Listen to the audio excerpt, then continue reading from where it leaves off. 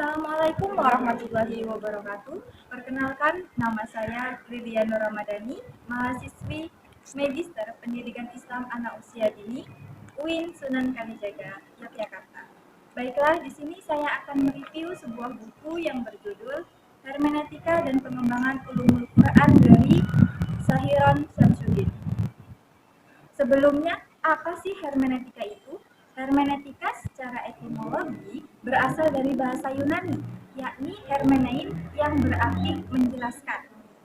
Ben Feder juga menjelaskan hermeneutika dalam bukunya yang berjudul What This Is Hermeneutika. Di dalam bukunya ini, ia membedakan 4 terma yang saling berkaitan satu dengan yang lainnya.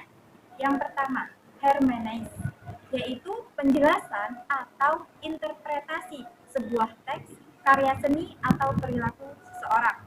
Yang kedua, hermeneutik, yaitu jika seseorang kemudian berbicara tentang regulasi atau aturan, metode atau strategi penafsiran, maka berarti dia berbicara tentang hermeneutik.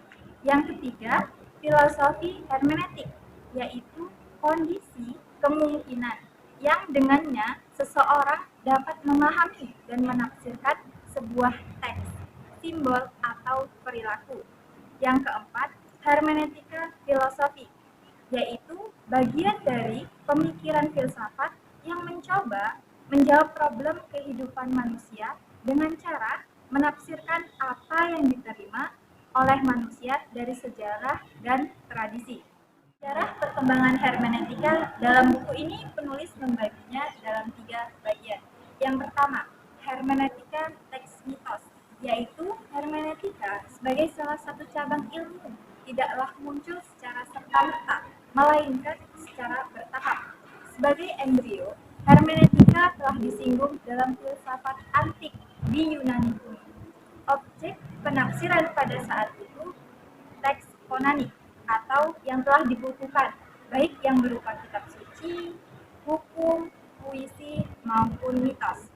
Yang kedua, hermeneutika teks kitab suci, yaitu penafsiran alegoris kemudian dikembangkan terutama oleh para filosof Stoa dan dipraktekkan oleh para teolog masa patristik. Proses pemahaman alegoris bertujuan untuk memperoleh makna yang mendalam dari teks tertentu, dan tentunya dalam hal ini kesewenang-wenangan dan subjektivitas yang berlebihan dari sang penafsir seharusnya dapat dihindari. Yang ketiga, hermeneutika umum, yaitu yang menandai perbedaan antara hermeneutika klasik dan hermeneutika modern adalah bahwa pada masa lalu, hermeneutika itu difokuskan untuk menafsirkan teks suci, seperti Perjanjian Lama yang diyakini suci, seperti mitos dan epos. Sementara pada masa modern, hermeneutika tidak hanya terkait dengan teks konani saja, melainkan juga terkait dengan segala hal yang bisa ditafsirkan.